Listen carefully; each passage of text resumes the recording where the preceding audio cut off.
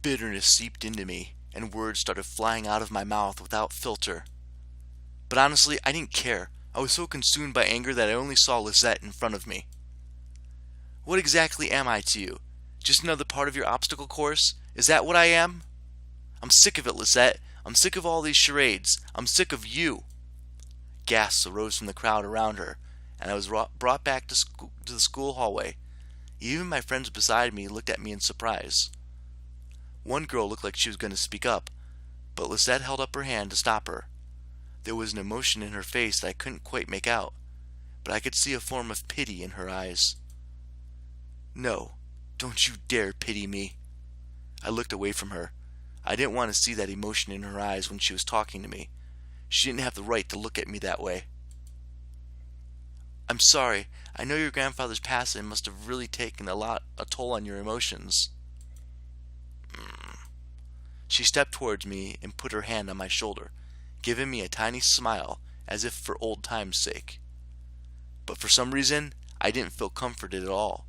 Not that I was just angry at her, but the expression on her face when she leaned in close to me contorted into something complex, something that was different about her.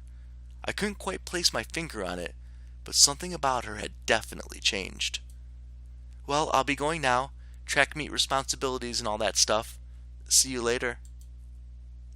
Something about Lisette had made me feel uncomfortable. I wasn't just angry, but also uneasy. What was it? I had never seen her like that before. But I decided to pay no further attention to it. She continued running down the hallway with her gaggle of friends behind her. I refocused my attention to Miss Phillips, who was walking down the hall towards me. Is everything all right, girls? Nothing we couldn't handle, Miss P. Just a bunch of snobs. Suzu, hush. It was nothing, Miss Phillips. I see. Well, Miss Anderson, please accept my condolences for your loss. Thank you, Miss Phillips. Your grandfather was a good man. He really upheld the philanthropy of his company's policies, and the money that went towards charity, too. I know, he was amazing. I really looked up to him, and I want to be as good as he was. Well, I know that you'll be as great as your grandfather was. Hell yeah, she will. She'll be 10 times better than her grandfather. Would I? Would I really be better than my grandfather? Everyone seemed to have high expectations of me. I wanted to do my best to make my family proud, but to be better than my grandfather? I wasn't sure about that. From outside the school window I saw a familiar blue car pull up to the curb.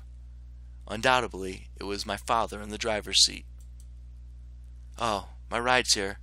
Well, I guess I'll see you both tomorrow. Want us to come with you? Oh no, it's okay. I'll see you. I'll be fine. Hey, Dad. Hey, honey.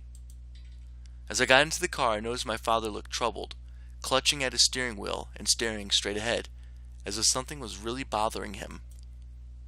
About what happened yesterday. I'm sorry for yelling at you. Does your cheek still hurt? No, it's nothing to worry about. I mean it. I shouldn't have laid a finger on you. You know that you're my most precious daughter. You're all that I have. Yet he couldn't bring himself to say what he could never say to me for such a long time. I always wanted to hear those words to affirm how he really felt, but I guess even now, he couldn't say it to me.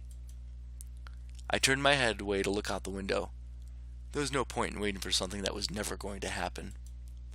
And like that, he started to drive, and the conversation between us ended. I decided to focus my attention on the passing scenery. We were taking the usual route to Grandfather's house.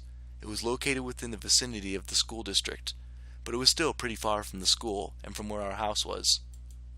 He had always lived alone. He insisted on doing things by himself, even at his age living in such a large house. I wondered, did he pass away with no one at his side as well? It sounded so lonely and sad. It was strange to think that he decided on living all alone in his large estate. If anything, he could have lived with us. Though he and my father probably wouldn't have given each other the silent treatment the entire time, maybe living alone was preferable to that.